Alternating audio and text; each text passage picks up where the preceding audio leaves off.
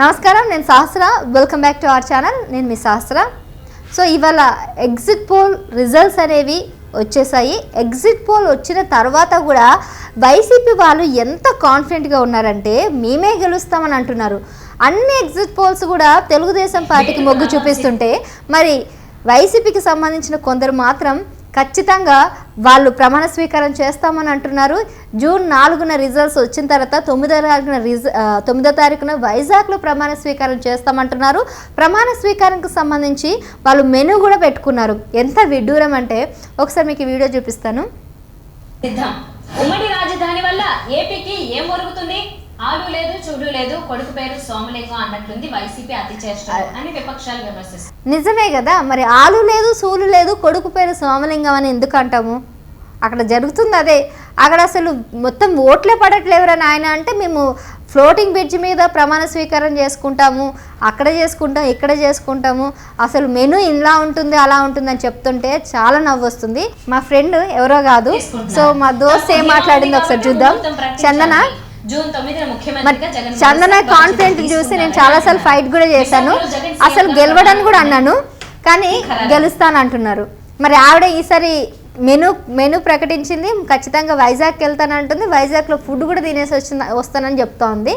మరి చూద్దాం అసలు ఇంతకీ ఏం మెనూ పెట్టారో కూడా చూద్దాం. ఒక వర్గమేమో విశాఖ తూర్పులో ప్రమాణ స్వీకారం చేస్తే మరొక వర్గమేమో ఇందిరాగాంధీ దగ్గర ప్రమాణ స్వీకారం చేయడానికి సన్నాహాలు చేస్తున్నారంట. సో ఏర్పాట్లు కూడా చాలా ఘనంగా చేయబోతున్నారని చెప్తున్నారు. ఇంకేం చెప్తుందో చూద్దాం. నియోజకవర్గం పరిధిలోకి వచ్చే ఆంధ్ర యూనివర్సిటీ మైదానంలో చేయమంటారు.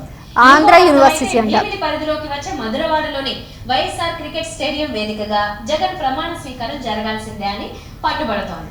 దీంతో వేదిక ఇక్కడ ఇప్పుడు వీళ్ళు అసలు ఆమె చెప్తుంది ఎలా ఉందంటే అక్కడ ప్లేసే దొరకట్లేదు, దొరికిన ప్లేస్ని కన్ఫామ్గా చేయట్లేదు. ఒకరేమో భీమిలి దగ్గర చేద్దామంటే, కొందరు ఆర్కే బీచ్ దగ్గర చేద్దామంటే, ఇంకా అందుకే కదా కామెంట్ చేసేది ఫ్లోటింగ్ బ్రిడ్జ్ మీద చేసుకోండి అని చెప్పేసి అంటున్నారు. మరి దీనికి వాళ్ళకి గొడవ పడుతున్నారు. పైగా అదనంగా వీళ్ళు మెనూ కూడా ఏర్పాటు చేశారు. మరి ఆ మెనూ చూస్తే నిజంగా ప్రతి ఒక్కరికి నోరు ఊరుతుంది. మరి ఈ మెనూ వాళ్ళ ప్రమాణ స్వీకారంగా ఏంటి అనేది ఒకసారి చూస్తాం. ఒకసారి ప్లే చేద్దాం. ఇదిన మెన్యూ కూడా రెడీ చేస్తున్నారు. సీఎం ప్రమాణ స్వీకారోత్సవం కమిటీలో ఆహార విభాగం కూడా ఏర్పాటైంది.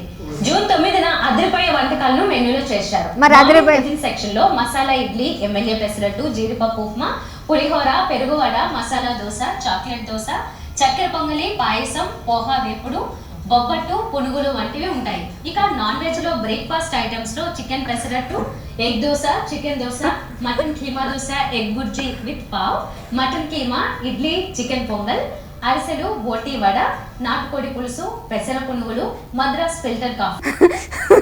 ఈ వీడియో చూసిన తర్వాత ఎందుకు తెలుగుదేశం వాళ్ళు కామెంట్ పెట్టరు? మొత్తం హోటల్లో లిస్ట్లో చదువుతారు కదా నేను.